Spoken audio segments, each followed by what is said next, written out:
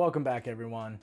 So, as you guys can see, today is going to be a little bit more of a controversial topic.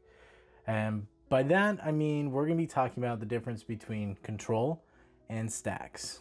Now, I know not everyone views stacks the same way as I do.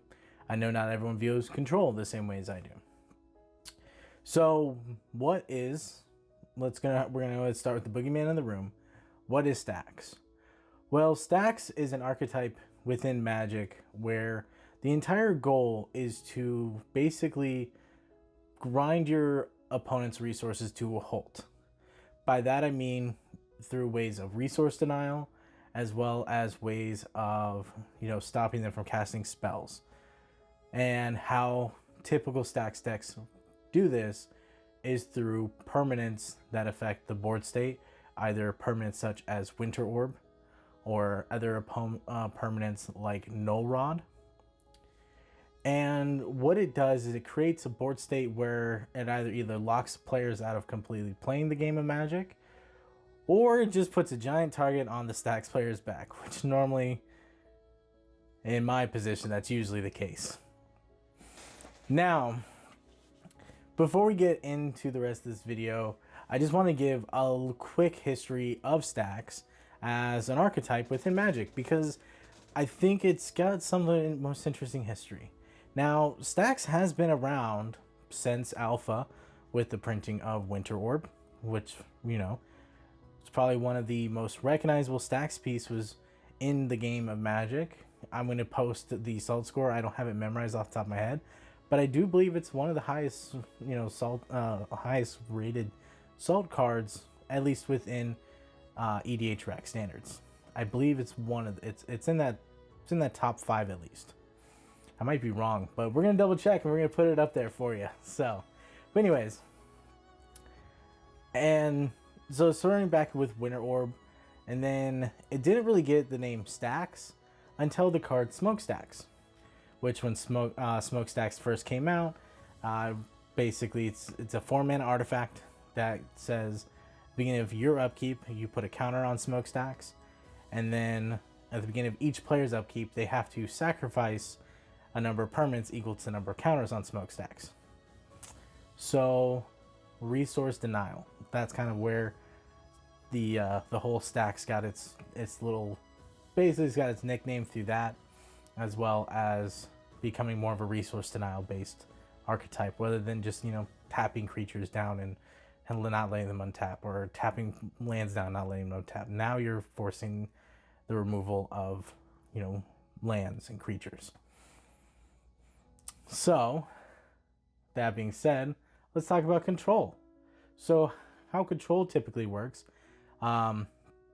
Typically, every color has some form of control in one way, shape, or another. Let's go ahead. We're going to just go through Wooburg order here. Starting with white. White is the premier board control that has all the board wipes, starting with classic Wrath of God, all the way up to the new set where you have Doomscar, and the new, basically it's like it's like Blasphemous Act but in white, but came out in Midnight Hunt. So white deals with a lot of mass board wipes, as well as there's a lot of exile effects. So there's a lot of enchantments that in white that enter the battlefield, exile a creature. There's Swords to Plowshares, there's Path to Exile, some of the best mono white removal spells out there. One white mana to exile any creature is really good. So go from white. Now you have blue. Blue is the premier control color. Everyone thinks control, they think of blue. You have counter spells, you have bounce spells, you have ways to cycle the hands with windfall effects, stuff like that.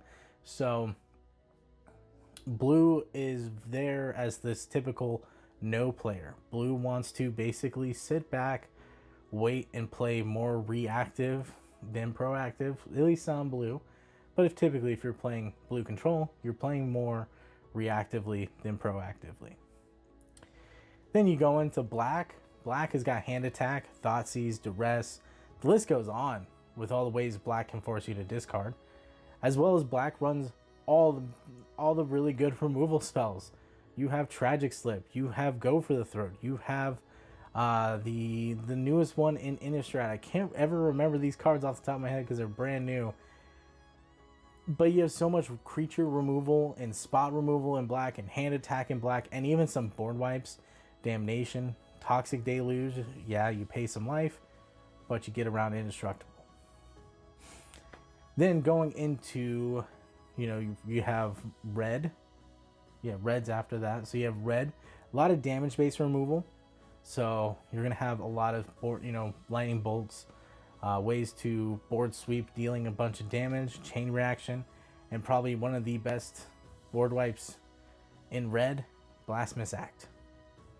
Deal 13 damage for 1 red. Always good. Green is not as controlling, but it does have a control element to it. Green's got a lot of fight mechanics, so if you want to go that route, Green also has a way to really hate on flying creatures because it's got a lot of ways to get rid of flying creatures.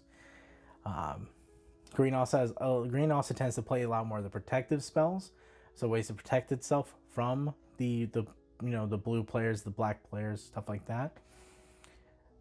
So I wouldn't say green has a lot of control, but it can have control in a different sense. So that's kind of control in a nutshell. Now let's get into the topic at hand, which is control versus stacks, and what makes them separate and what makes them kind of similar. Well, as I was mentioning, control decks tend to be more reactive than proactive. They tend to wait for the opponents to do something and then react accordingly. While stacks actually tends to be a lot more proactive because you tend to want to play your stacks pieces early enough and you want to cast them quick enough so that they can slow down the board early. That way you can build your game plan while slowing your opponent's game plan. And now where do these two mesh up? Now there are a lot of quote unquote stacks commanders out there.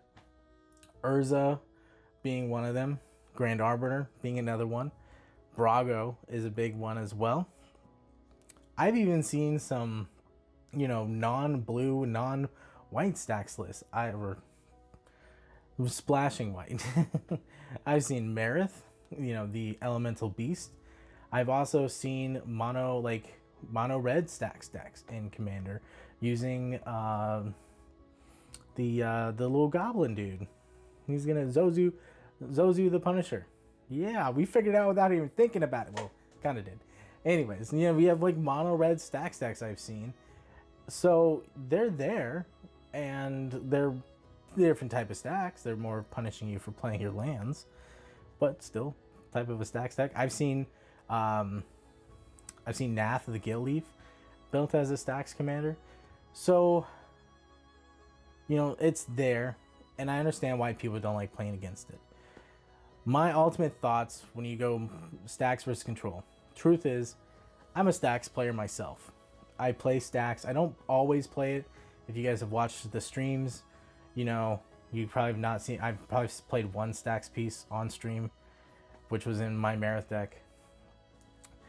But I like playing stacks because I find it enjoyable. I'm a monster, I guess. But then again, my playgroup doesn't typically hate it because I believe it's just up to the playgroup in making sure that they have the interaction to stop themselves from being stacked out of the game. Now, I can see why a lot of players also don't like control, because control typically just says no. Just cast this, counter it. Cast this, in response. So it comes down to basically preference on the player's behalf. Personally, I play control. I play combo. I play, very value-based decks. That's just my style. But I don't mind playing against aggro players, and because sometimes it sucks to lose against aggro, to be basically, killed within 2-3 turns when the game starts. That's happened to me before in Commander. And I played a stacks deck, and I didn't see a single stacks piece.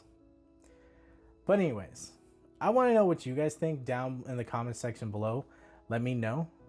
Before we wrap up this video, if you like my content, please go ahead and hit that like button down below. If you want to see more of my videos, please go ahead and hit the subscribe button. It really does help me a lot. As well as if you want to be notified whenever new videos come out, please go ahead and ring that bell icon. It doesn't bite. And as always, guys, play more games.